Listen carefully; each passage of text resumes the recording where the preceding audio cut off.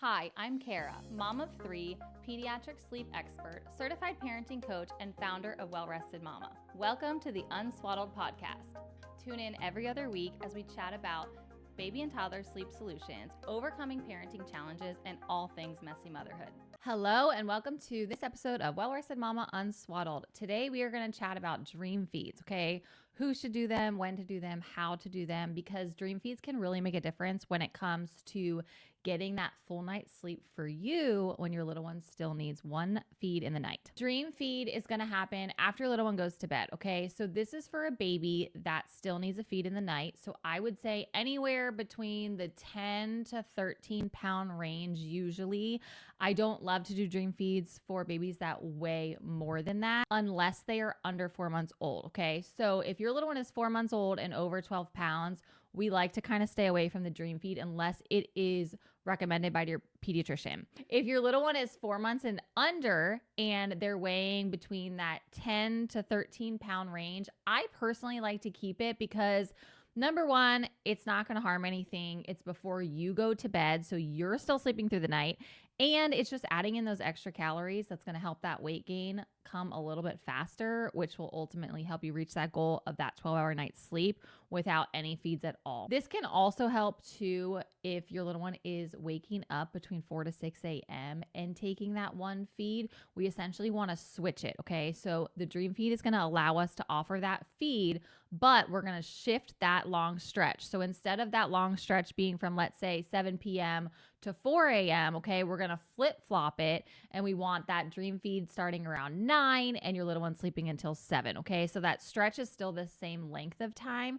We're just flip-flopping where that feed is happening, because if that feed is happening between 4 and 6 a.m., your baby's going to wake up and they're not going to be very hungry, okay? So let's say they start their day at 7. If they take that full feed at 4, they're not ready for a full feed at 7, and it's going to really mess up your day. It's going to initiate snacking. So now all of a sudden they're not taking full feeds all day, which is going to affect those naps, and it's just going to cause a little bit of chaos when it comes to trying to really stick down that routine. Another reason I don't love you doing that feed during that 4 to 6 a.m. time frame is because that time frame is so difficult in general. Like, that is the lightest time of sleep for your little one. So imagine they're waking up, they're naturally going to have a hard time going back to sleep during that time frame, and then all of a sudden you're picking them up, offering that feed.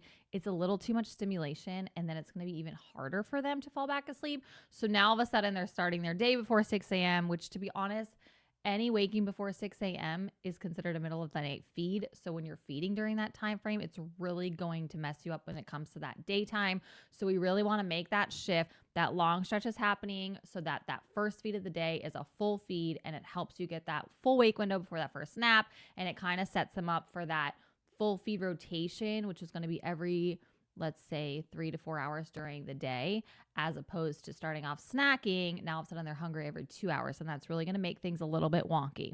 And also keep in mind, like, during that 4 to 6 a.m. time frame, that sleep pressure is so low. So we really want to be careful when you're going in during that time to make sure that we're not causing any stimulation. So what is a dream feed?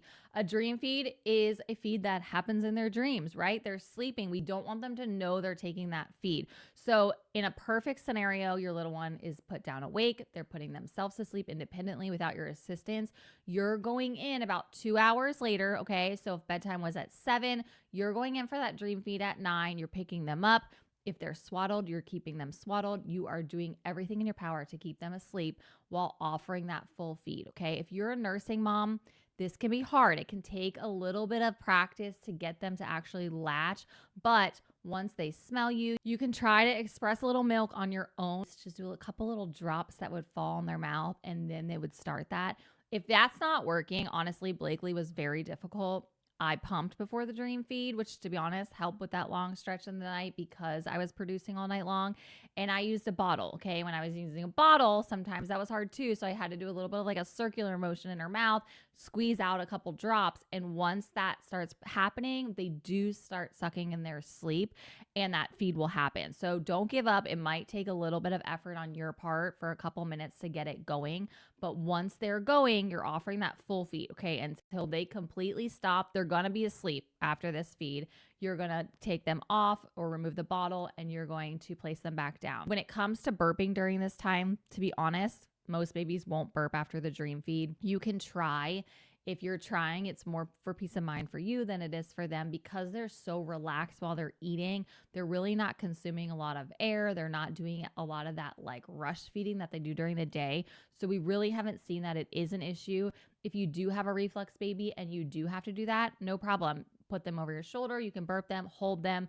They will be in a deep sleep during this whole thing, especially towards the end of that feed. So you don't really need to worry about the burping waking them up or anything like that. And then you're just going to quietly place them back down and leave the room.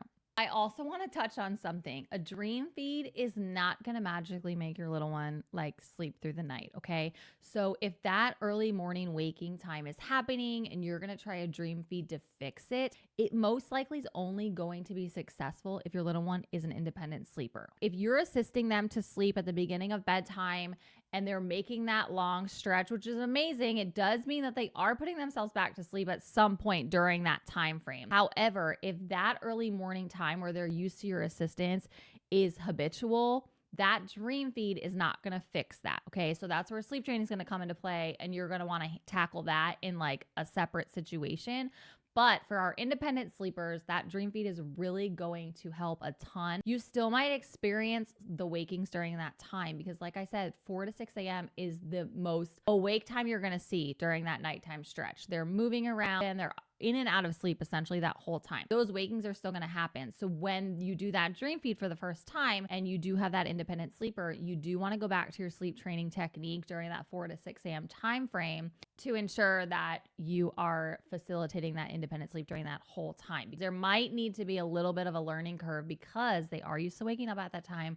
They are used to getting that feed. That stimulation has been happening. So we might have to tackle both things.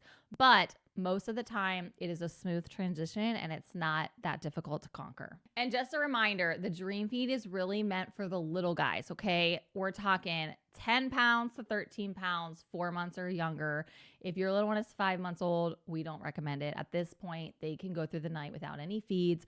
For nutritional purposes, all their calories are consumed during the day. So this isn't something that's necessarily going to work for you if you're struggling with those early morning wakings. If your little one is older, right, than this time frame we're really focusing on, you want to do more focusing on the sleep training, independent sleep, and going about it that way. So try this out. Let me know how it works for you. Any questions, drop it in the comments. We are here to help you and to answer all of your questions. We want to make sure that you guys are doing this correctly so that you can get to the other side of this as quickly as possible. Follow me over on Instagram. We're always talking about all the tips and tricks that can help you guys get that good night stretch because we want you to be rested and the best parents that you can be, because if you're tired, we all know how hard it is to function every day. So I'll see you next week.